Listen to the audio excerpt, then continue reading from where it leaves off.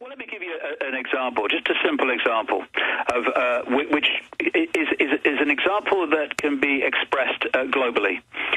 One of the appalling, horrific things that's going on in the world, again, part of the agenda, is for social services and police to steal children from their parents in extraordinary numbers now in America, all over the world, in Britain, on the basis of fake...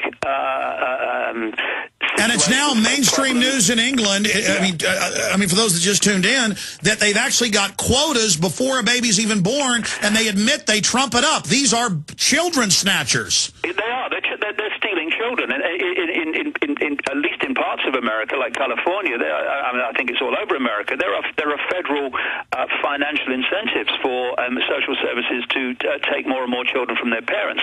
But the point I'm making here is that there's a lady, her name's Maureen Spallock in Liverpool in England, and she had her children stolen, 3 of them, years ago now, and they were given away to foster parents by the social services.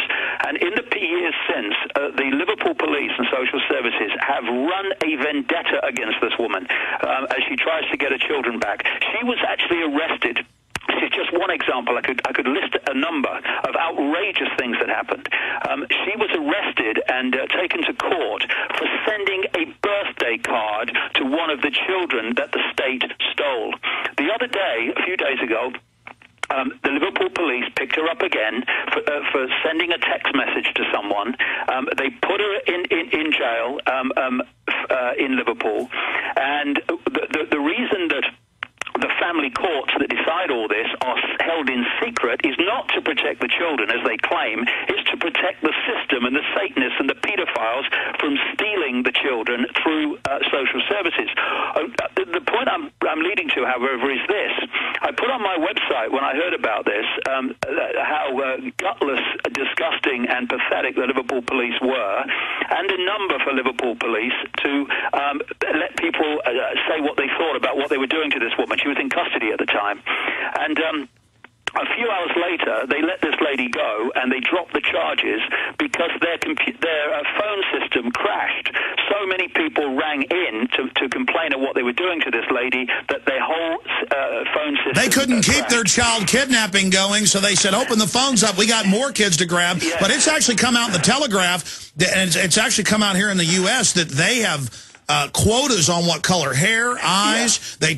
That before a mother has a child, they're already planning the fake charges, and it's come out over and over again that so many of the CPS workers are pedophiles. Exactly. Because they can get away with everything. They're pedophiles and they're Satanists. Not all of them, nothing like all of them, but the people that run the show invariably are. I've been researching this for decades. No, I mean, it's in the newspaper every day that they catch Sure. top CPS workers. The short point is, though, Alex, that when people, the public, phone this police station in large numbers and said, this is disgusting, we're not having it. In other words, the secrecy and the shadow level that they do this on was taken away. This lady was released and the charges were dropped. We have the power. They're terrified of the public. That's why they're arming against us. That's why they're surveilling. That's why they're admitting they're surveilling now, because they know they've committed crimes. They know they're run by crooks, and they are scared. Yes, but what we have to do is understand our power to change this.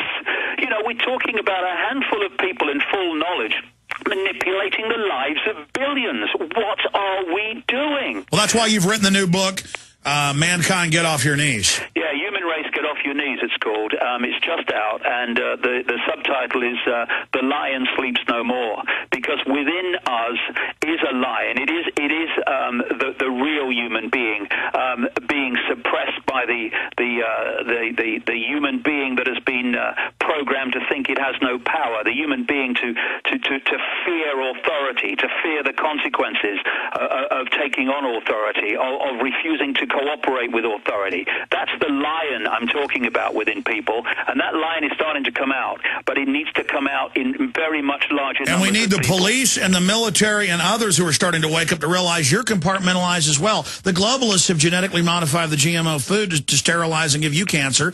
They add the chemicals of the water to sterilize you and give you cancer. We have all the government documents we've covered. Even Fox News reported yesterday that Maryland has banned the bisphenol A that they're putting in the plastic products that does sterilize men. I mean, the White House science czar admits they're doing this. You are under attack, too. And David, you've talked about compartmentalization. We need to get the police and military to realize, even if they consciously see themselves as on the winning team and part of the New World Order, they're not. They are seen by the New World Order as an even bigger enemy than the general public in the globalist documents we've gotten.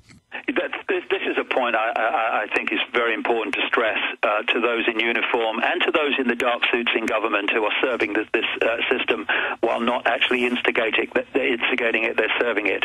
You have no power. I don't care if you're in the military. I don't care if you've got how many kind of stars on your uniform. I don't care what level of the police force you're in. I don't care if you're doing roadblocks. I don't care if you're pulling people off the street. I don't care what you're doing. You have no power.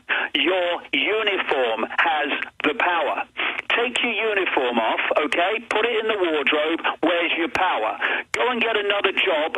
Without that uniform, where's your power? You have no power. You are employed to animate that uniform, which is an extension of the state, and that's all you are, and therefore you are expendable. While you give your soul away, while you give your mind away, while you give your morals and decency away, advancing this fascist dictatorship, you will be okay with the fascists that you're serving. But your children and your grandchildren have to live in the world you are creating. And one day you're going to have to understand that, and I don't envy you that moment, because it's going to be horrific when it dawns upon you the world that you've actually created. The people in uniform and the dark suits that administer the system while not being the originators of it, they have to start breaking ranks, okay? Get some backbone, open your mind, look at what's going on, and get some frickin' backbone before you administer and impose and enforce a world that will be grotesque for your children and grandchildren. In fact, not even that, for yourself. Yeah, you're not going to have to wait now for your kids to be destroyed. No, you're not. Absolutely. And David, very well said there. I want to try to keep you 5 minutes into the next hour before Sheriff Richard Mack, so we have as much time as possible to go over issues. But I really do see the denial lifting. People, a lot of them don't have even a partial view of what's going on, but they know something's wrong. And that's why I challenge people to don't expect you're going to save the world by yourself or overnight. Hollywood pushes that image of Arnold Schwarzenegger or John Wayne saving everybody. And people always look to me, they look to you, others, Ron Paul, you've got to save us. No, it's that act of defiance, that act of awakening, that act of courage.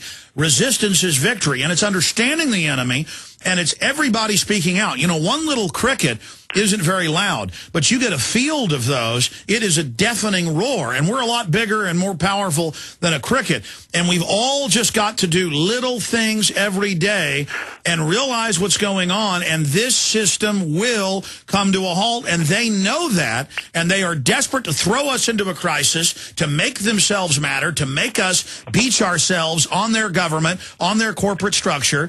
And so many people within their system are starting to defect. So many people that have become powerful off their system call me, contact me, talk to me off record, and they say, I wish I would have known this. So many people that even work for the system are compartmentalized, and now through my broadcast, your work, and others, they can finally see the larger paradigm around them from the cog that they filled.